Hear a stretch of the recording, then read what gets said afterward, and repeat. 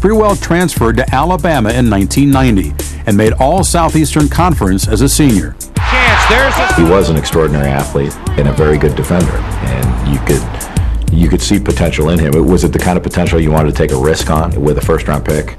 With the 24th pick in the 1992 NBA Draft, the Golden State Warriors select Latrell Sprewell from the University of Alabama.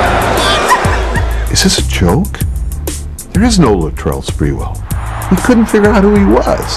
He comes into camp, he's Superman. This is like striking gold.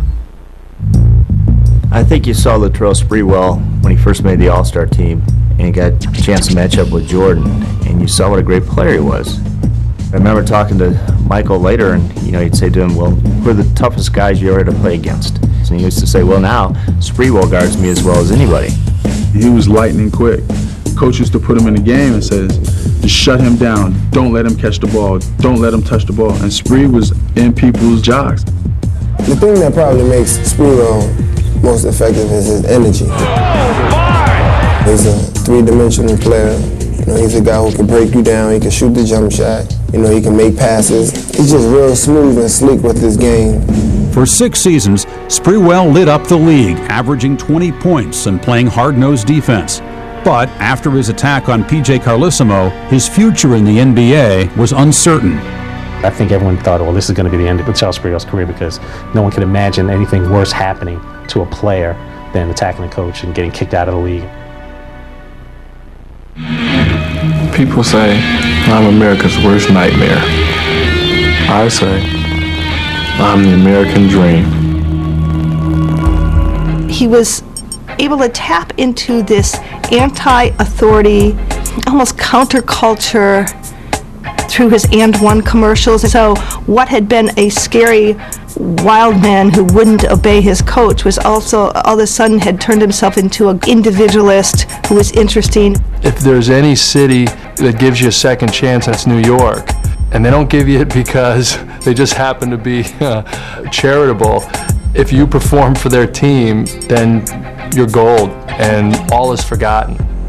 After Latrell Sprewell's suspension, which had been reduced through arbitration to 68 games, he met with Knicks management in January of 1999.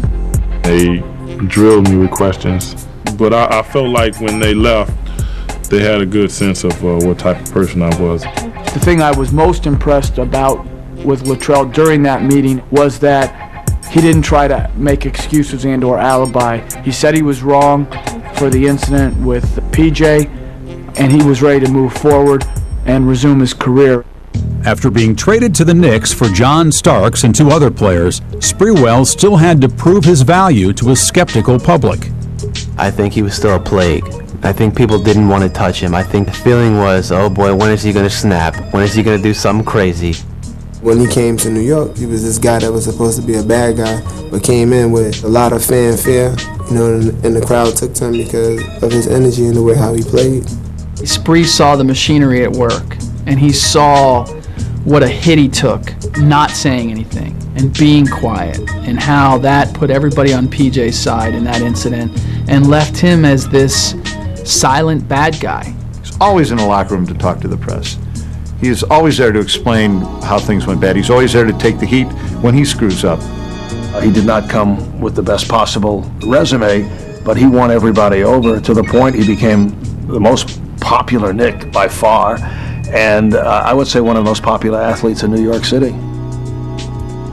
I always said that the real test of Latrell would be, when will a suburban white family decide to let their son wear the number 8 jersey? By the middle of that first season in New York, all the kids were wearing the Sprewell jerseys. Yeah, as far as basketball goes, he really presents what you want. On the court, he's all out war. But off the court, he's intelligent, articulate, into intellectual pursuits, kind of like chess and computers. So it's a very interesting dichotomy there. A lot of people just look at him with his cornrows and they say, oh, he's a thug, or he's this or he's that. But he's very intelligent. I mean, he's fixed my car. He's a mechanic. If you've been to his house in Oakland, he has a full-on auto body shop in there. He takes stereo equipment, VCRs, apart and then puts them back together. The guy was a social work major in college, which a lot of people don't realize. There's a Latrell Sprewell outside of basketball. He just chooses not to let people know that. A few years ago, at a charity, I purchased the Knicks ball boy, ball girl for a day for my daughter. And Sprewell was the Knick assigned to the ball kid of the day. The way he treated my daughter made me think that perhaps all those bad things that Spree used to do were an act, and that this was the genuine Spree. Playing under control as the Knicks' sixth man, Sprewell averaged 16 points as New York reached the 1999 NBA Finals.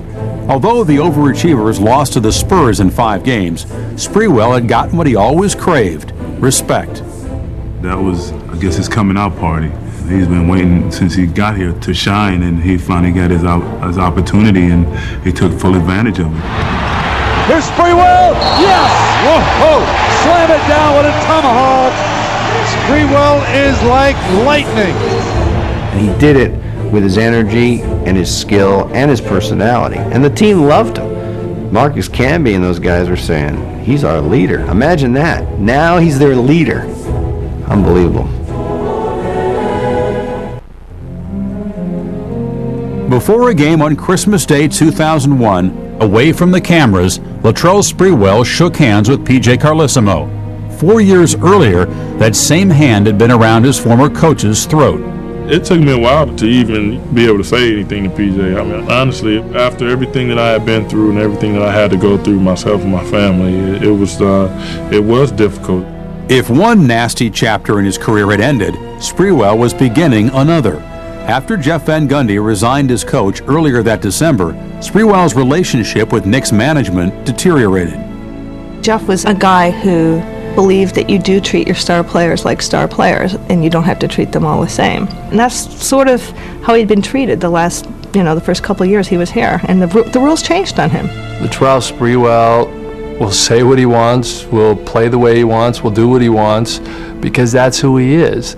It's not a bad thing, as long as the Knicks are winning. But when that team falls apart and he starts pointing fingers, then all of a sudden he's not the best guy in the world again. He carried the squad on his back. And what do the Knicks do right after that? They signed Allen Houston to a $99 million contract. And I think that's where it all went wrong. I mean, for Latrell, where he was like, you know what? Come on now. I have proven on this court that I'm your $100 million man. When it comes to crunch time, I'm your fourth quarter. That's what he was like, you know what? I'm done. When Sprewell missed a pregame shoot-around in April of 2002, Knicks chairman James Dolan suspended him for 1 game. That fall, Sprewell arrived at training camp with a broken hand. Claiming he wasn't aware of the fracture, he said he had hurt it 2 weeks earlier on his yacht. Dolan fined him $250,000 and barred him from the team until the injury healed. If I had known it was broken, I would have at least gotten a cast put on it. You can fine me, but why keep me away from the team? That's really not. I didn't feel like that was necessary. I didn't feel like that really helped the team. He's also a guy that won't be bullied, though. And I think that's what you see reflecting in this sort of spat between Knicks management and Latrell Sprewell. Why does this stuff always happen to the same guy? You have to ask a question. It can't be total coincidence that these things all seem to happen to Latrell Sprewell. After more than a year on the trading block, Sprewell was dealt to Minnesota in July of 2003. With 5 seasons in New York under his belt, the 33-year-old swingman with the double-edged reputation took his game to the Midwest. I am conscious and I do care about my image, but I don't really care about negative things that I hear because I know I can't change everyone. And I have a better understanding of how things work and why it is what it is now and why it was what it was 5 years ago. So, I'm just trying to do everything I can to make sure that, it's where I want it to be. In their subconscious, when they see him, when you hear the name Latrell Sprewell, I'm sure people are going to instantly think of that incident. That's something that you can't get around, like a scar that's there. The thing is, that sucks the most is, Sprewell, I think, is a good kid who's a terrific player. And he's going to be scarred for that forever. What he's done so far is he's enabled people to say it's not going to be the only thing they remember about Latrell Sprewell, And I think ultimately that's about the most he can hope for. He's the classic enigma. I don't think anyone has a handle on who Latrell Sprewell is other than Latrell Sprewell. I think he's, has a holographic quality that depending on who's looking at him, they may see something different. When he was bad, he was very, very bad, and Latrell Sprewell paid the price. But when he was good, he was rewarded.